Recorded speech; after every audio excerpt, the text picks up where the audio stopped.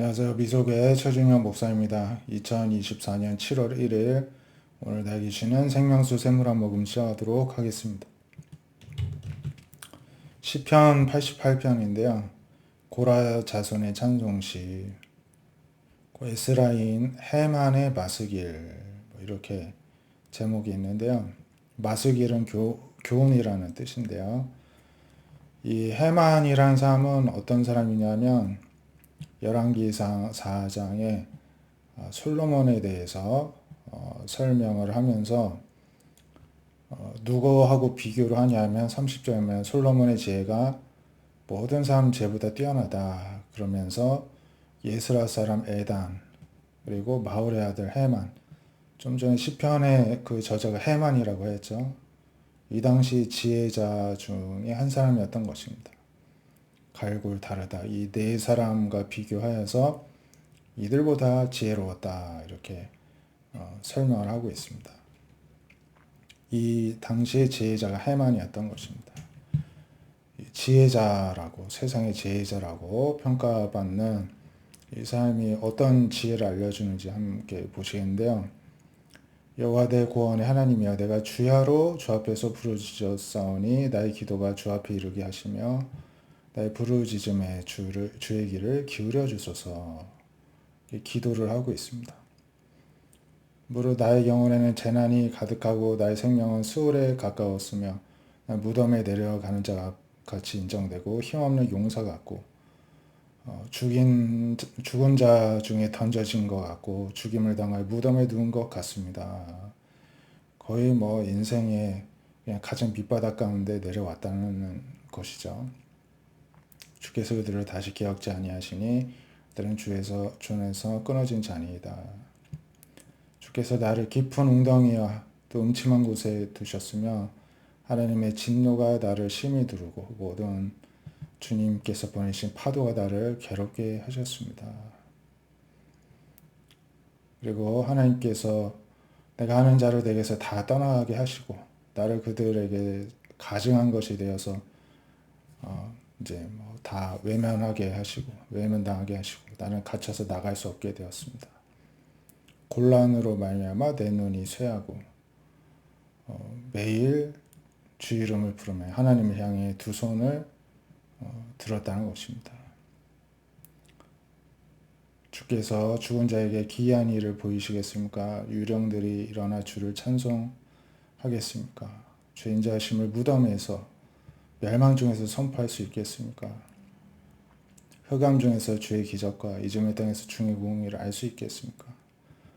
오직 이렇게 주님께 빨리 이제 속히 응답해 달라고 기도하였고 그 기도가 주님 앞에 이르렀다는 것이죠. 여호와 어찌하여 나의 영혼을 버리시고 주의 얼굴을 어찌하여 숨기십니까? 내 어릴 적부터 고난을 당하여 죽게 되었사오며 주께서 두렵게 하실 때 당황하였습니다. 주의 진노가 내게 넘치고 두려움이 나를 끊어냈습니다. 이런 일이 항상 나를 둘러쌌습니다. 사랑하는 자와 친구를 멀리 떠나게 하시고 내가 아는 자를 흑암에 두셨나이다. 어떤 기도와 호소문인데요. 참을 수 없는 이런 고통 가운데 이렇게 하나님께 호소할 수 있음을 우리에게 가르쳐주고 있습니다. 레위기 21장, 그러니까 하나님의 사람도 저렇게 완전 고립감을 느낄 수가 있다는 것이죠. 레위기 21장 1절에서 이제 모세를 통해서 아론의 자손 즉 제사장들에게 명령하시기를 하나님이여 그의 백성 중에 죽은 자를 만짐으로 스스로 더럽히지 말라. 대신에 그의 살구친 어머니, 아버지, 아들, 딸, 형제, 출가하지 아니한 처녀인 그의 자매로가 죽었을 때에는 이제 만질 수 있다는 것이죠. 가족이라는 이 한계 안에서는요. 장례를 치르려면 또 만질 수밖에 없지 않았겠습니까? 제사장은 그의 백성의 어른인즉 자신을 더럽히지 말라. 그래서 머리털을 깎아 대머리 같게도 하지 말고 수염 양쪽을 깎지도 말고 살을 베는 일도 있어서는 안 되고, 그래서 하나님께 음식을 드리는 자이기 때문에 거룩하라는 것입니다. 창녀나 이혼녀하고도 결혼하지 말고, 그리고 이 제사장들을 거룩히 여기라는 것입니다. 하나님을 섬기기 때문이죠. 만일 어떤 제사장의 딸이든지 행함하여 자신을 속되게 하면 아버지를 속되게 하는 것이기 때문에 불사지르라, 이렇게 아주 강하게 처벌을 경고하고 계십니다. 그래서 위임을 받고 나면은 대제사장은 머리를 풀지 말고 옷도 찢지 말고 어떤 시체도 가까이 하지 말고 부모로 말미암아서도 더러워지게 하지 말고 성소에서 나오지도 말고 성소를 속되게도 하지 말고 그렇게 하라는 것입니다. 하나님이 거룩하시기 때문에. 결혼하려면 처녀를 데려다가 아내를 삼고 자기 백성 중에서 이제 아내감을 고르라고 합니다. 그래서 뭐든지 속되게 흠이 있게 하지 말라. 하나님이 완전하신 하나님이십니다. 이렇게 가르치고 있습니다. 고린도후서 8장 16절에는요. 너희를 위하여 같은 마음 간절함을 디도의 마음에 두신 하나님께 감사하노니 그가 고난을 받고 자원하여서 고린도 교회 성도들에게 갔다는 것입니다. 디도만이 아니라 그의 형제들 복음으로써 모든 교회 칭찬을 받는 자들을 함께 보냈습니다. 그는 동일한 주의 영광과 우리의 원을 나타내기 위해 여러 교회의 택함을 받아 우리 맡은 은혜의 일로 우리가 동행하는 자들이라고 설명합니다. 이것을 조심하면 우리가 맡은 이 거액의 연보에 대해 아무도 우리를 비방하지 못하게 하려. 그러니까 바울이 직접 나서지 않고 이렇게 모든 교회에서 인정을 받는 이 동역자들을 고린도 교회에 보낸다는 것이고요. 보내는 이유 중에 하나는 거액의 연보 헌금을 수납하기 위해서인 걸로 보여집니다. 제가 지난번에 좀 설명을 잘못한 부분이 있는 것 같은데요.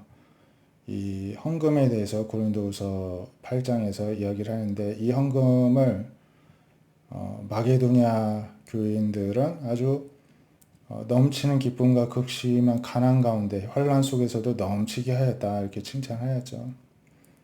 그래서 그 교회에 대한 헌금으로 제가 오해를 하고 잘못 설명하였는데요. 다시 말씀을 보니까는 여기에 이제 이 본문 중에는 설명이 안 나와 있어서 그랬는데요. 사도행전 11장에 28절에 보면은 이제 아가보라는 사람이 성령으로 이제 예언하기를 큰 흉년이 들리라 했더니 글라우디오 이제 황제 때 흉년이 들어서 각지에 흩어져 있는 제자들이 유대에 예루살렘에 사는 형제들 예루살렘 교회를 위해서 부조를 보내기로 작정하여서 바나바와 사울, 바울의 손으로 보냈다는 것입니다. 또 로마서 15장에 보면은 여기서도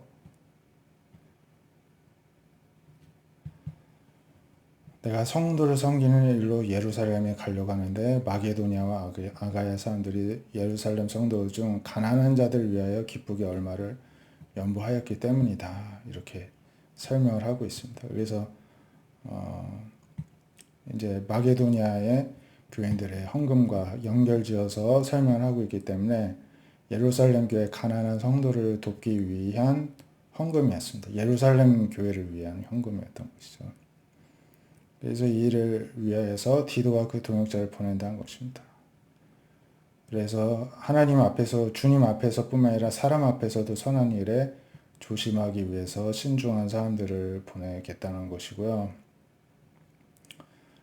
그리고 이 디도로 말할 것 같으면 나의 동료, 나의 동역자, 우리 형제들로 말하면 교회의 사자들, 그리고 그리스도의 영광이로 하고까지 아주 인정을 하고 이제 이렇게 소개를 하고 추천을 하고 있습니다. 나는 여러 교회 앞에서 너의 사랑과 너에 대한 우리의 자랑의 증거를 그들에게 보이기를 바란다. 이렇게 편지를 쓰고 있습니다. 예, 오늘 말씀처럼요. 우리에게 어려움이 하나님의 사람들에게도 분명히 있습니다. 솔직하게 호소하는 것이 방법이겠고요. 하나님 앞에 구별된 우리가 바로 제사장 직책도 오늘날 우리에게 있습니다. 구별된 삶을 살기를 바라고요. 또 이렇게 또 하나님께서 세우신 교회들의 가난한 자들 구제하는 일에 있어서도 우리가 관심을 가지고 힘을 닿도록 또 헌금을 할 수 있는 그런 믿음의 사람들이 되실 수 있기를 원합니다. 기도하겠습니다. 하나님, 오늘 말씀을 통하여서 우리가 어려울 때 하나님께 호소하는 것이 지혜임을 또 배우게 됩니다. 우리가 어려운 마음 그대로를 하나님께 또 기도로 간구함으로 하나님께 아뢰 수 있는 믿음을 더하여 주시옵시고 또 우리가 이 시대에 구별된 자로 살게 하여 주시며 또 나만 복받고 잘 되는 것이 아니라 주변을 돌아보고 어려운 자들을 또 구제하는 일에도 주님께 기꺼이 드리는 그런 믿음의 사람들로 살아가게 하여 주시옵소서. 예수님의 이름으로 기도드립니다. 아멘. 오늘도 믿음으로 승리하는 하루 되시기를 축복드립니다. 감사합니다.